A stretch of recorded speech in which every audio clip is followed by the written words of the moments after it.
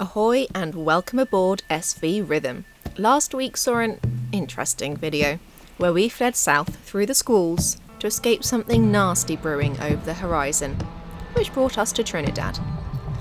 This week shows that something nasty to be Hurricane Beryl. If you're expecting something akin to Shackleton with drama, high seas and us pulling faces like this, I'm afraid not. We've actually been through much worse. But it was our first hurricane, we were worried. And whilst we were okay, there were also sailors that really did need rescuing. Morning. I'm dealing with the bird's nest of, I don't know how many days, unbrushed hair and then chaos. And I was in the seawater as well, so it's very salty and sticky before we left. So we made it.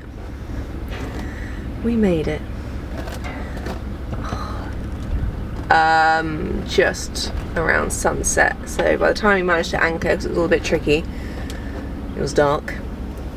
It's pretty busy here and there's not a lot of space in the anchorage because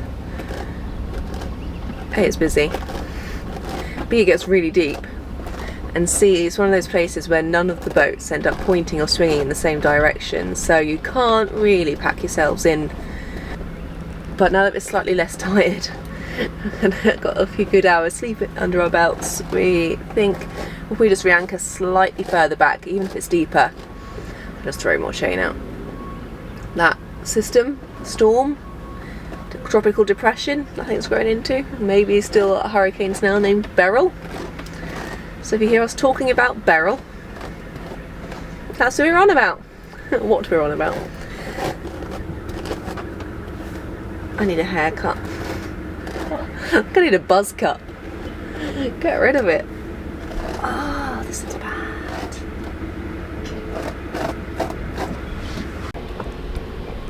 So when the Coast Guard came yesterday, they managed to hit our boat. It was a bit of a knock, but yeah, now further investigation, they actually made quite a bit of a scuff. There's quite a few layers of paint that came off of that. We decided we should re-anchor in a better spot, but nothing is that simple. Oh, the deck's slippy. The chain's currently stuck in this hole that feeds the windlass. It's where the road and the chain connect. I think it's a bit twisted. It won't go back down, I'm guessing. Well, it won't go down or up.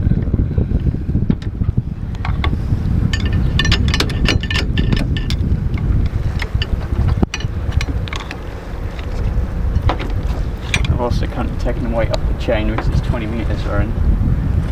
So this is, the snubbers actually hold the weight of the chain. It's also not right.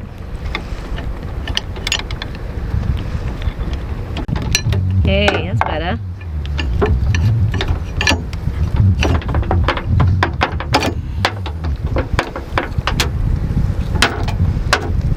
Ooh. Good job, Skip. Yeah. Our current spot was close to 20 metres deep, not ideal for hurricane anchoring. It became apparent that officials were not expecting sailors to adhere to the normal anchorage boundaries at such a time. This meant that we were able to move along to somewhere shallower and with more space for now.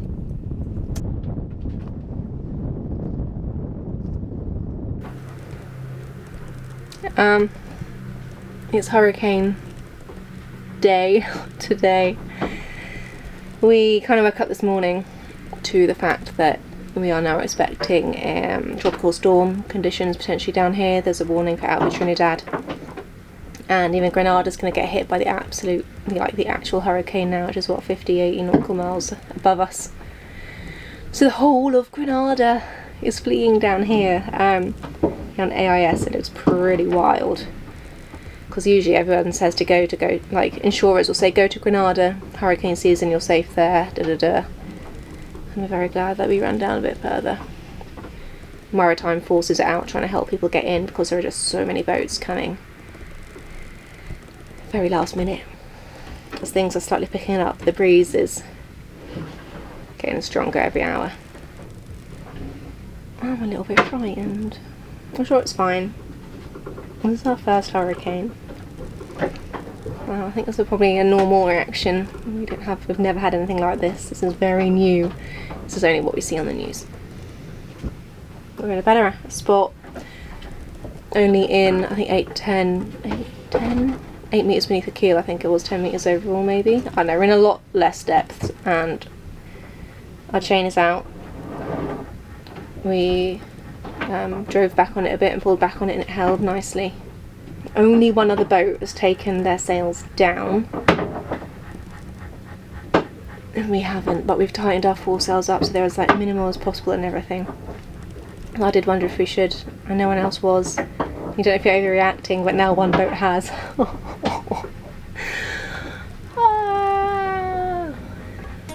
Our heavy weather anchoring checklist, if anyone is interested, includes the following: anchor setup, lines, windage, safety systems, hull protection, emergency equipment, and then we move on to our weather monitoring and position, coordination and contingency, and finally post-storm actions. Solar panels coming in. Get the rest of the cockpit in.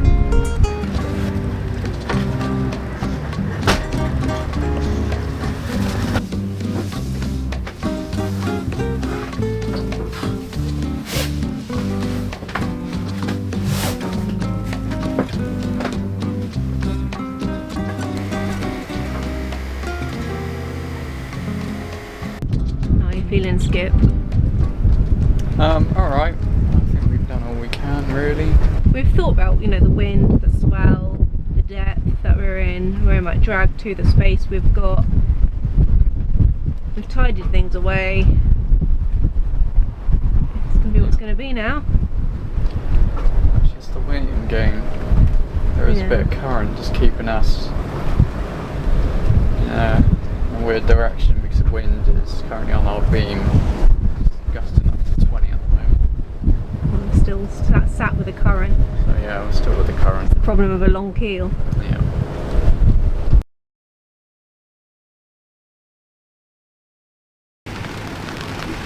So the wind has only just picked up. It hasn't really picked up that much though, which is a good thing.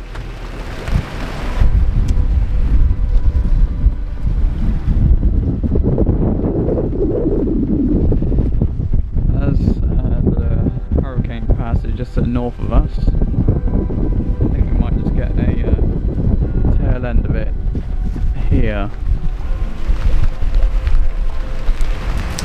But overall, if this is it, then that's good.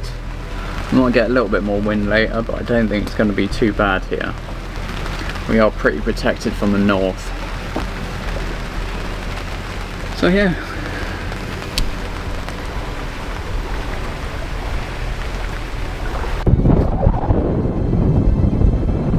Picking up. There might be a big wall of rain that it's going to get wet.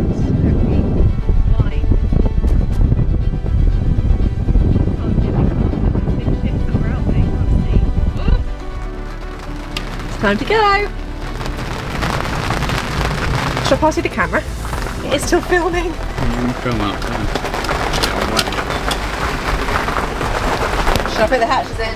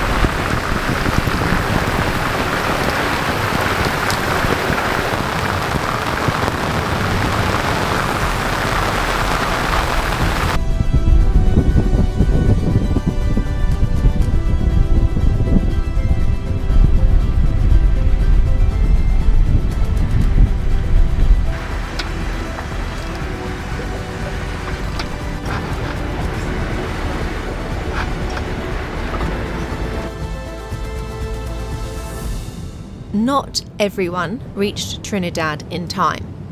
This boat has two conflicting stories. The Coast Guard report was that it had lost its sails, engine and anchor and had been blown west by the hurricane into Venezuelan waters, with the Trinidadian Coast Guard taking serious risk by entering themselves to save the sailor and his vessel. The sailor himself? He said that actually he was being blown east, away from Venezuela, and that his anchor was present when the Coast Guard arrived, but when he wasn't looking, the anchor and chain then disappeared, that he was too exhausted to ask questions. I don't know, I see that squidge up, buttercup. It's just choppy, a bit of choppy swell. There are a few boats and mooring balls having a couple of issues. One of the boat's mooring balls broke off in the mooring field ahead of us. Yeah, luckily he was on the boat and then he anchored straight away. And then that mooring ball got caught around someone else's or something, didn't it? Yeah. And things. So yeah, obviously not ideal, but we've not heard anything more than that. We've had a really, not to jinx it, touch wood. Lucky escape from everything so far, given how bad it could potentially be.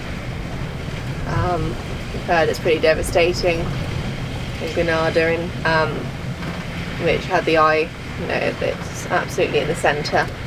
They've lost power, apparently it's just carnage, which is always awful to hear. So we're just waiting to see kind of the footage that does come out of that. Obviously not a lot at the moment because it's completely out of power and under crisis management.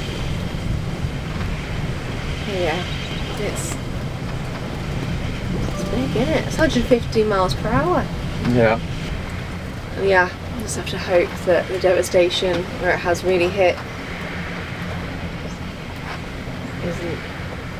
Oh, it's bad. We know it's going to be bad. So that everyone's alive. Yeah. It's tough. It's really tough.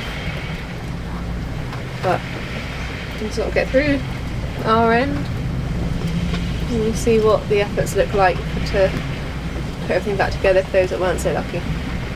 Little does Bryony know that she is going to create a WhatsApp group to plan how people can help out, which turns into something rather big. I do feel seasick. Have you felt okay? Fine. Yeah, there is a bit of swell at the moment. That's why the mooring broke, I think. Yeah. All the couples that we've spoken to so far, it's got one member of the couple that does feel seasick, so I know I'm not the only one. Yeah. It's just choppy. It's not even big. It's just it's confused and a bit gross. Alright. Fix us a couple.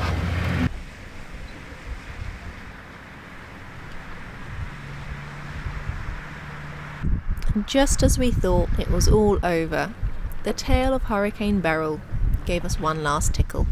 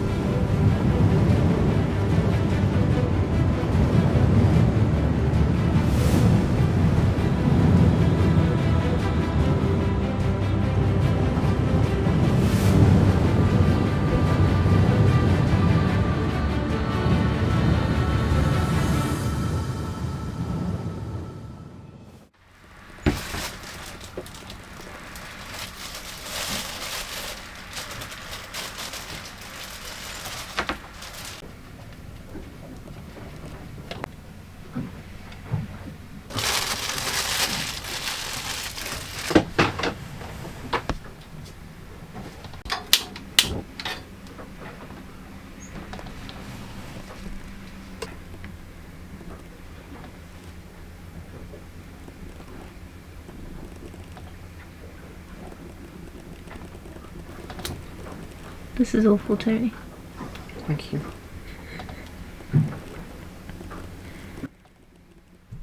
So here we are, butchering our bacon and enjoying the calm after the storm. But it didn't last very long. Tell the people why you're stressed, Bryony. Because I have too many ideas and enough impulse control, apparently. This brings us to next week, where I help launch Operation Cruiser's Aid, where we send a fleet of sailors into a disaster zone, and we're the first on the ground. It's James from SV Belladonna over here with Terrence McClure. Join us as I coordinate scouts to go in first to get crucial intel because the island's lost all communications to the outside world, and as others work around the clock to put together life-saving aid.